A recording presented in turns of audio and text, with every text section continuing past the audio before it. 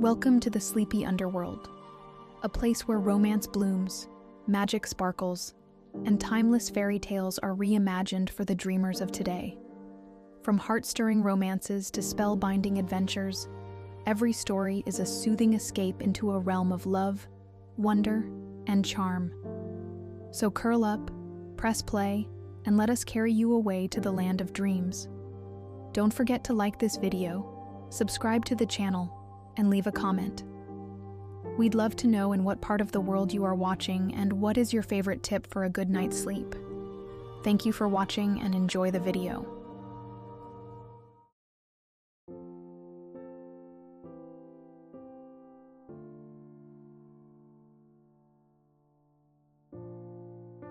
I stood at the edge of what used to be our garden, the morning light casting long shadows across the overgrown tangle of weeds and wilted flowers. Vera had loved this space. Her hands had coaxed life from the soil with a gentleness I'd never mastered. "It's like talking to old friends," she'd once told me, her fingers delicately pruning a rose bush. "The plants listen if you're willing to speak their language." Now, a year after her passing, I couldn't bring myself to speak at all. The language of growth and nurturing had died with her, leaving me in a silence deeper than the earth itself. The wind rustled through the untamed grass, carrying the scent of wild honeysuckle that had survived despite my neglect. I breathed it in, feeling the familiar ache spread through my chest. Honeysuckle had been Vera's favorite. On summer evenings, we'd sit on the weathered bench beneath the maple tree, her head resting on my shoulder as the sweet fragrance enveloped us like a shared secret. I turned away, unable to face another reminder of all I'd lost. The garden had become a graveyard of memories too painful to revisit.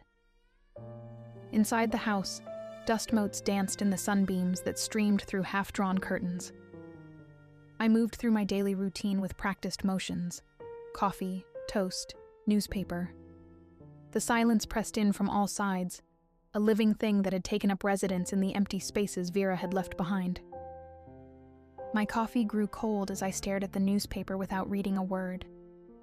Time had become a strange, fluid thing since Vera's death, sometimes rushing past in indistinguishable blocks, other times crawling with excruciating slowness. Today was one of the slow days. A knock at the door startled me. I rarely had visitors these days. Friends had stopped calling after too many declined invitations, and neighbors had learned to give me a wide berth. Grief, I'd discovered, made people uncomfortable. They looked at you with pity in their eyes, never knowing that only deepened the wound. I opened the door to find a small girl with braided pigtails and bright yellow rain boots. She couldn't have been more than 8 years old. A smattering of freckles dusted her nose, and her eyes, a warm, intelligent brown, regarded me without a trace of the awkwardness adults always showed.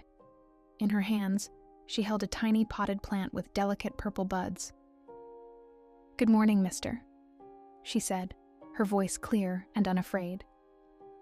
"I'm Lena. I live down the street with my mom." I nodded, unsure of what to say. Children were another language I'd forgotten. "I brought you something." She thrust the pot forward, almost spilling soil onto my doorstep. "It's called Purple Heart. Mom says it's hard to kill, even if you forget to water it sometimes." The plant's heart-shaped leaves shimmered with a deep violet hue in the morning light. Something about their resilient beauty made my throat tighten. "I don't need any plants," I said, the words coming out more gruffly than I'd intended. Lena didn't seem bothered by my tone. Her gaze drifted past me to the dim interior of the house, then back to my face with startling perception. "Flowers don't stop blooming forever, mister. They just need someone to take care of them." She placed the pot on the step at my feet. "Just a little water every few days, that's all." Before I could refuse again, she was skipping down the path, yellow boots flashing in the sunlight like beacons. I watched her go, this strange child who spoke with the wisdom of someone much older. I stared at the small plant, its heart-shaped leaves tinged with a deep purple. Against my better judgment, I brought it inside and placed it on the kitchen windowsill, the only spot that still received regular sunlight. The vivid color stood out against the muted grays and browns that had become the palette of my existence. That night, I dreamed of Vera. Not the Vera of hospital rooms and medication schedules, but the Vera of our early years, laughing as soil caked under her fingernails. Her chestnut hair fell loose around her shoulders, catching the sunlight in copper highlights. She knelt in a bed of black-eyed Susans, her favorite summer dress, the yellow one with tiny blue flowers, spread around her like unfurling petals. She didn't speak, just smiled at me with that knowing look that had always made my heart skip. Her hands worked the soil with practiced ease, creating space for something new to grow. When she finally looked up, her eyes held the same penetrating perception I'd seen in the little girl's gaze. I woke with tears on my cheeks and Vera's name on my lips. The bedroom felt emptier than usual, the sheets cold beside me. Morning light filtered through the blinds, painting stripes across the hardwood floor. After making coffee, I found myself standing before the purple heart plant. Its leaves seemed to have unfurled a bit more overnight, reaching toward the light with quiet determination. I ran a finger along the edge of one delicate leaf, surprised by the velvety texture. "I'm not very good at this," I murmured, feeling foolish for talking to a plant. But something in me remembered Vera's words about plants listening, and I filled a small cup with water. "But I'll try not to kill you." Days passed, and to my surprise, the plant didn't die. New leaves unfurled, reaching toward the light. I found myself checking on it each morning, adjusting its position to catch the best sunlight. Sometimes, when the silence grew too heavy, I caught myself talking to it. Small, meaningless observations about the weather or neighborhood happenings. The plant never responded, of course, but there was comfort in breaking the silence, even to an audience of leaves. 2 weeks after Lena's visit, I ventured into the garage and unearthed Vera's gardening tools, still neatly arranged in their basket. A fine layer of dust had settled over everything, and cobwebs stretched between the handles. The trowel fit into my palm like a long-forgotten handshake. I ran my thumb over the worn wood, feeling the indentations where her fingers had pressed countless times. The familiar weight of it in my hand unlocked something within me, memories not just of Vera's gardening, but of us together, planning and planting side by side. Her laughter as I misidentified plants, her gentle corrections, her hand covering mine as she taught me the proper depth for planting bulbs. That afternoon, I stepped into the overgrown garden for the first time in months. The wilderness that had claimed it was even more extensive than I'd realized. Waist-high weeds choked the once tidy beds, and vines had climbed the arbor Vera had loved, obscuring its shape. Yet here and there, stubborn bursts of color pushed through, a determined clump of purple coneflowers, a few persistent black-eyed Susans, the roses Vera had pruned religiously every spring. I cleared a small patch, just enough space to breathe. The physical labor felt good, releasing tension I hadn't realized I was carrying. Sweat beaded on my forehead as I pulled weeds and turned soil, revealing the rich, dark earth beneath. By sunset, a single square meter had been reclaimed from the wilderness. Looking at it, I felt a strange mixture of exhaustion and satisfaction, the first real feeling beyond grief I'd experienced in months. That night, I slept more deeply than I had in a year, my body tired in a way that invited rest rather than collapse. Lena appeared the following day, watching me work from the garden gate. She wore denim overalls over a pink t-shirt, and her hair was in the same neat braids. "You're fixing it," she observed, rocking back and forth on her heels. I straightened, my back protesting the movement. "Just a small part. Mom says little steps still get you somewhere if you keep taking them." She peered at the cleared patch critically. "Want some help?" Before I could answer, she'd squeezed through the gate and was pulling at a weed with determined focus. "Does your mother know you're here?" I asked, suddenly aware of how strange it might seem. An old man and a young girl alone in a garden. She knows, Lena nodded, yanking triumphantly on a stubborn dandelion. She says you lost someone special and need friends. She glanced up at me, those wise eyes seeing too much. Did you lose someone special, mister? The directness of her question caught me off guard. Adults danced around the subject of Vera, using euphemisms and awkward pauses. This child cut straight to the heart. Yes, I admitted, my voice rougher than I intended. My wife, Vera. Lena nodded, as if this confirmed something she already knew. I'm sorry. That's sad. We worked in companionable silence for an hour. Her small hands moved with surprising efficiency, separating weeds from dormant perennials with an instinctive knowledge that reminded me of Vera. My mom likes gardens too, Lena said as she patted soil around a rescued lavender plant. She's teaching me all the flower names in English and Spanish. Your mom sounds nice, I offered, surprising myself with the sincerity behind the words. Lena nodded enthusiastically. She's the best. She makes cookies that taste like cinnamon clouds and knows how to fix anything that breaks.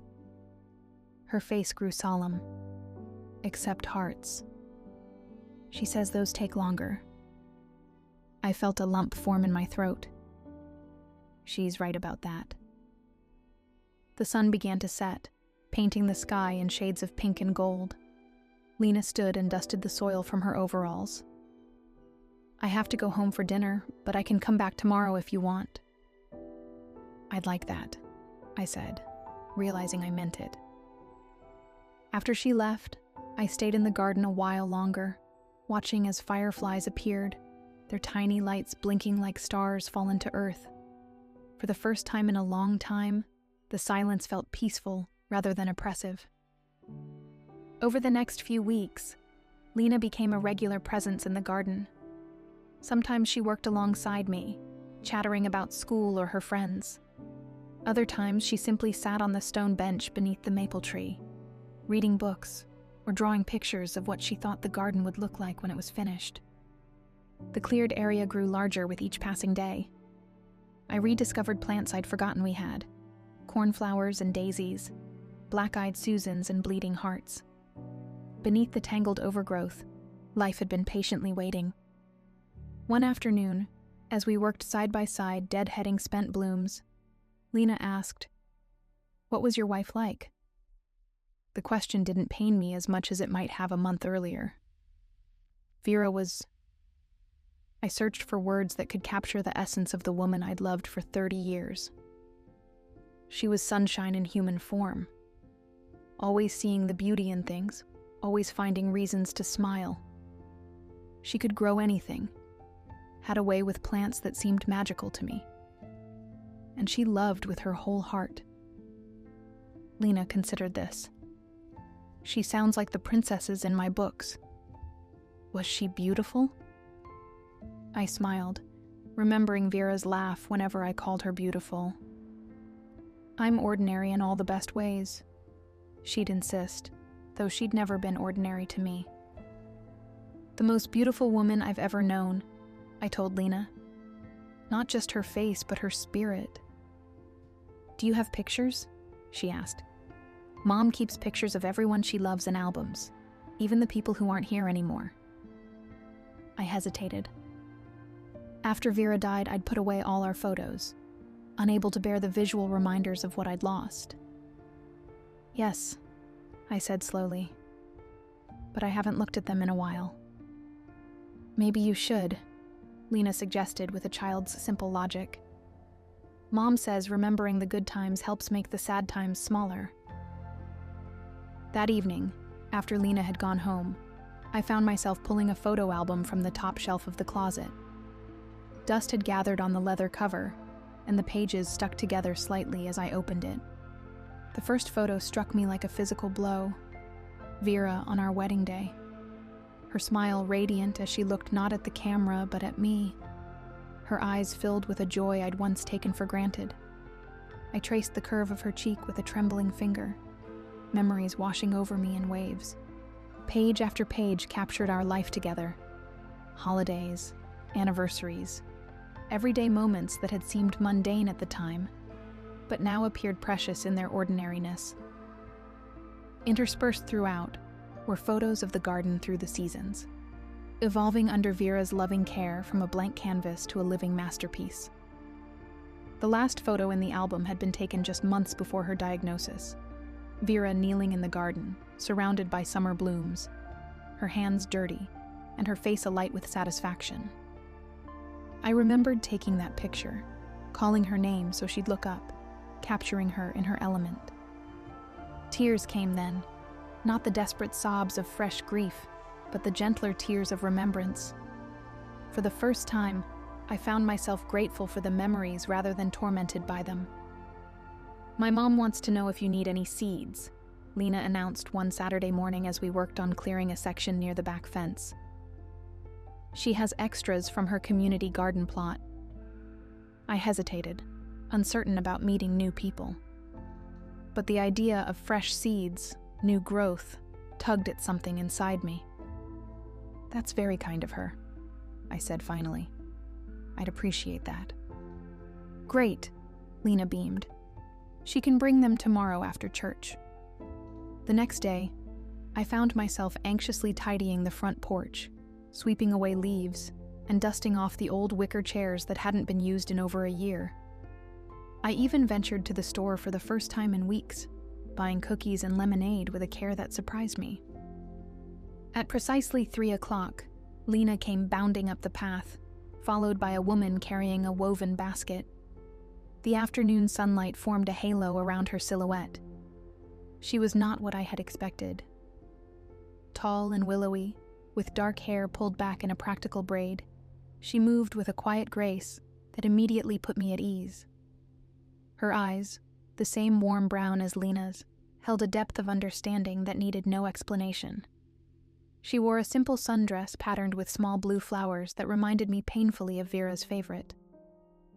"I'm Jacqueline," she said, extending her hand. Her voice carried the faintest trace of an accent. "Thank you for letting Lena help with your garden. She talks about nothing else these days." Her hand was warm in mine, calloused in the same places as Vera's had been. A gardener's hands. "Daniel," I replied.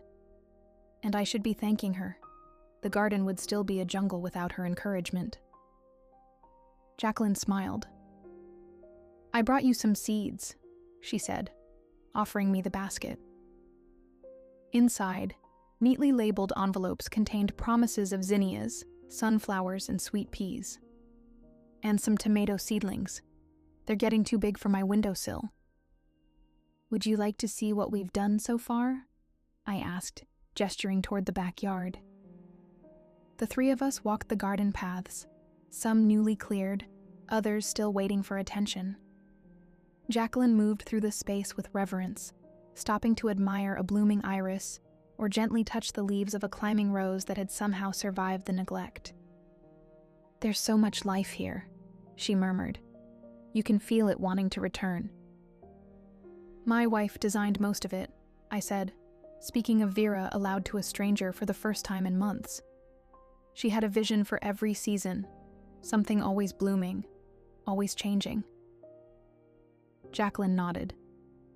"The best gardens are never truly finished. That's what makes them magical." Her eyes met mine with a warmth that made me glance away. I was suddenly self-conscious of my rumpled shirt and the gray that had overtaken my once dark hair. It had been so long since I'd cared about such things. "Lena tells me you've been teaching her plant names in Spanish," I said, steering the conversation to safer ground. Jacqueline laughed, a melodic sound that brightened the air around us. "Yes, it's our little game. My grandmother was a gardener in Oaxaca. She believed knowing a plant's name in multiple languages gave you double the connection to it." "What's the Spanish word for garden?" I asked. "Jardín," she replied, the word rolling off her tongue like music. But my grandmother called it El Paraíso Pequeño, the little paradise. "I like that," I said, looking around at the space that was slowly returning to life under our care.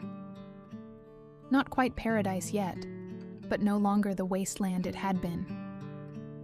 After that day, Jacqueline occasionally joined Lena on her visits. She never stayed long, never imposed, but her presence added something to the atmosphere, a harmony I hadn't realized was missing. Spring melted into summer. The garden flourished under our combined care. Colors returned, purple coneflowers nodding in the breeze, bright red salvias attracting hummingbirds, delicate pink roses climbing the arbor Vera had insisted we build for our 5th anniversary. One evening, as the sun set, Jacqueline and I sat on the stone bench while Lena chased fireflies at the garden's edge. The day's heat lingered in the stone beneath us, and the scent of jasmine filled the air. "You've created something beautiful here," Jacqueline said, her gaze taking in the garden. "It feels like a sanctuary." "We all did," I corrected her. "I couldn't have done it alone." Our shoulders brushed as we sat, a casual touch that sent warmth spreading through me.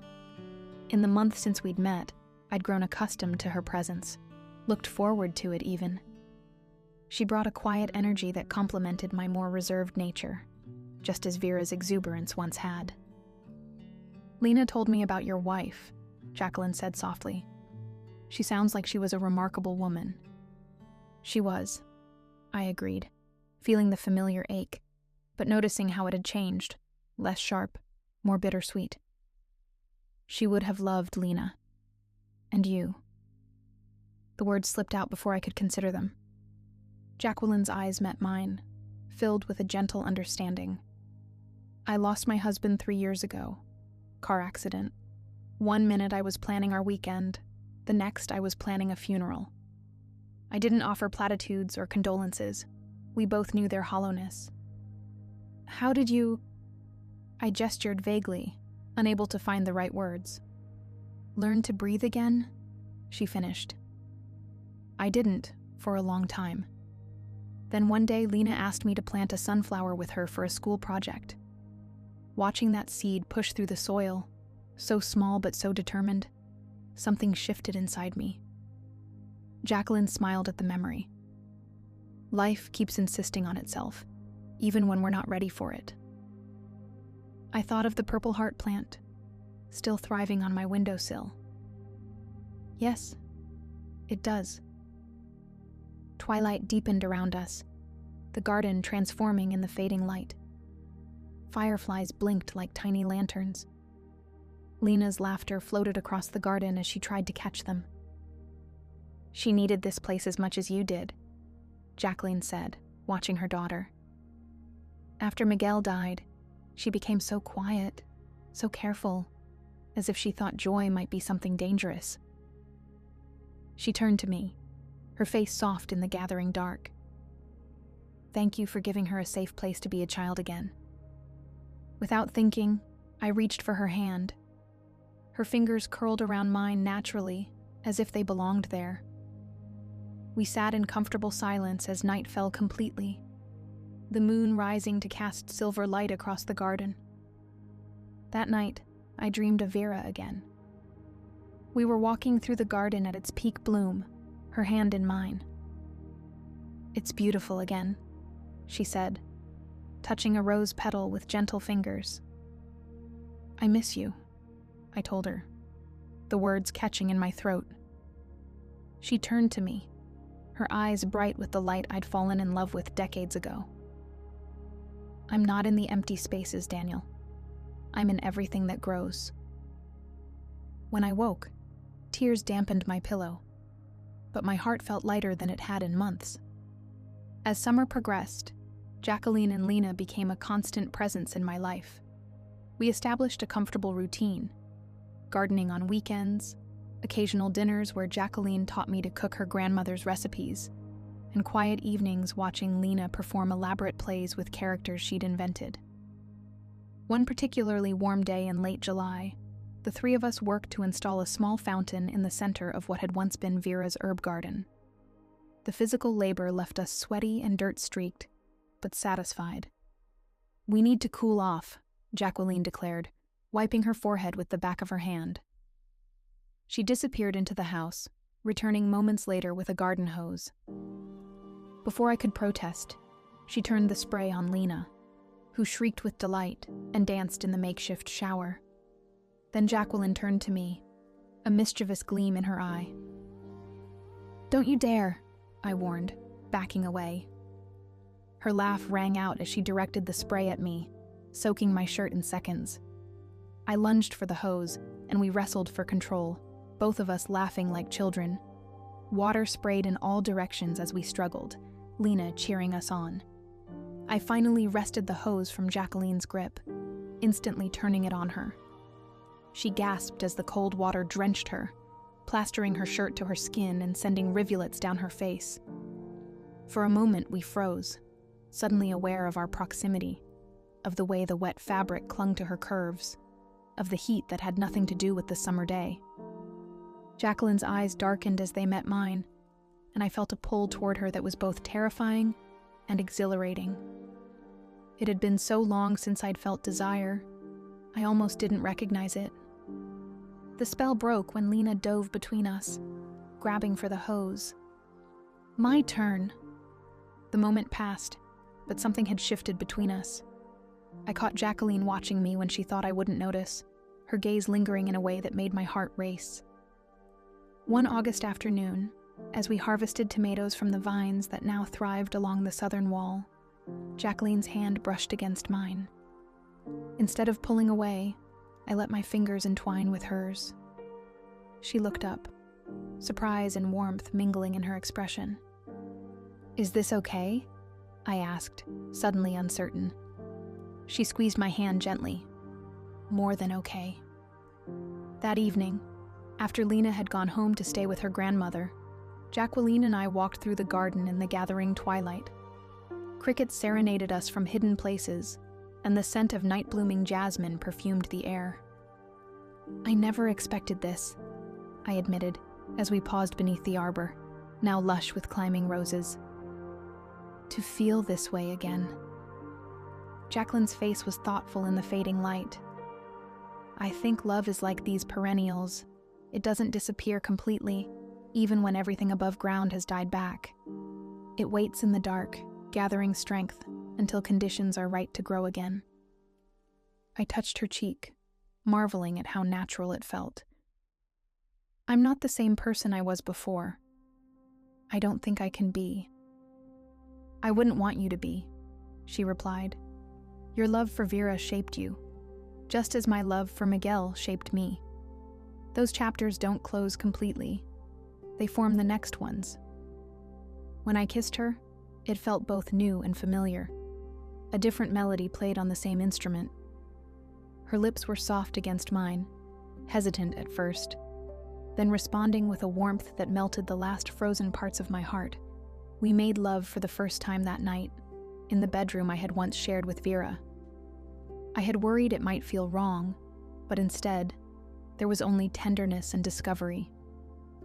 Jacqueline's body was different from Vera's, taller, with curves in different places, her skin a shade darker, marked with its own history. Yet the vulnerability in her eyes, as she undressed, was universal, as was the way she guided my trembling hands to the places she most wanted to be touched. "It's been so long," I murmured against her neck, breathing in the scent of her, earth and flowers and something distinctly her own. "For me too," she whispered, arching into my touch. I'd forgotten how much I missed this. We moved together with the unhurried rhythm of those who have learned that pleasure, like grief, has its own timeline. Her sighs turned to moans as I explored her body with lips and hands, learning the geography of her desire. When she finally guided me inside her, the sensation was overwhelming. Not just physical pleasure, but the profound intimacy of being welcomed into another person's most private space. Afterward, as Jacqueline slept beside me, I gazed out the window at the moonlit garden. The transformation wasn't just in the cultivated beds and blooming flowers, but in the spaces between them, the paths forward, the possibilities unfolding. Autumn arrived with crimson and gold splendor, the garden prepared for its seasonal rest. But unlike the previous year, I didn't dread the coming dormancy. Now I understood it as necessary, a gathering of strength for new beginnings. On a crisp October morning, Lena helped me plant bulbs along the garden path. Tulips, daffodils, and crocuses that would sleep through winter before announcing spring's arrival. "These won't bloom for months," she observed, patting soil over a tulip bulb. "That's the magic of gardens," I told her. "They teach us to believe in things we can't see yet." Jacqueline joined us, carrying mugs of hot cider. Her smile held the warmth of 1,000 summer days. In the months since our relationship had deepened, she had gradually moved more of her belongings into my home. Lena now had her own room, decorated with fairy lights and plant posters. The house that had once echoed with emptiness now resonated with life. Lena's homework spread across the dining table, Jacqueline's books mingling with mine on the shelves, the scent of her cooking filling the kitchen. "What do you think the garden will look like next year?" Lena asked, accepting her mug with soil-stained hands. I looked at the space around us. No longer just Vera's garden, or even my garden, but our garden. A living chronicle of loss, resilience, and unexpected joy. "Even more beautiful," I said, taking Jacqueline's hand in mine, "because we'll be here to see it grow together." Jacqueline's eyes met mine, filled with promise. "Together," she echoed, her fingers tightening around mine. In the gentle autumn light, surrounded by the seasonal turning of life's wheel, I finally understood what Vera had tried to tell me all those years ago. The plants do listen if you're willing to speak their language. And their language, I now knew, was simply another word for love. Not just the passionate love between Jacqueline and me, or the fatherly love I'd developed for Lena, but the encompassing love of life itself, with all its seasons of dormancy and bloom. As we walked back to the house, arm in arm with Lena skipping ahead, I felt Vera's presence not as a ghost haunting the garden, but as a fundamental part of the soil from which my new life had grown. She would always be there, in the roses she had planted and the design she had created, in the memories that no longer pierced but sustained. And in the spring, when the bulbs we planted today pushed through the thawing earth to reach for the sun, I would remember that nothing truly ends. It only transforms, finding new expressions of the same enduring beauty. Jacqueline squeezed my hand as if reading my thoughts. Above us, a single maple leaf detached from its branch and spiraled down, landing gently on her shoulder. I brushed it away with a tender touch, letting my fingers linger against the warmth of her skin. "What are you thinking?" she asked. "I'm thinking that I'm grateful," I replied, watching Lena race up the porch steps. "For the little girl who wouldn't let me give up. For you. For second chances." Jacqueline smiled, the late afternoon sun highlighting the silver strands beginning to appear in her dark hair, evidence of our shared mortality, of time passing as it should. "Second chances," she agreed. "And third and fourth ones, too, if we need them."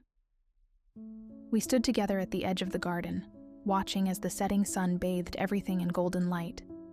Tomorrow would bring frost, and soon after, snow would blanket the beds we'd so carefully tended. But beneath the surface, life would continue its quiet work, preparing for renewal. And we will be here waiting, ready to witness the miracle of another spring.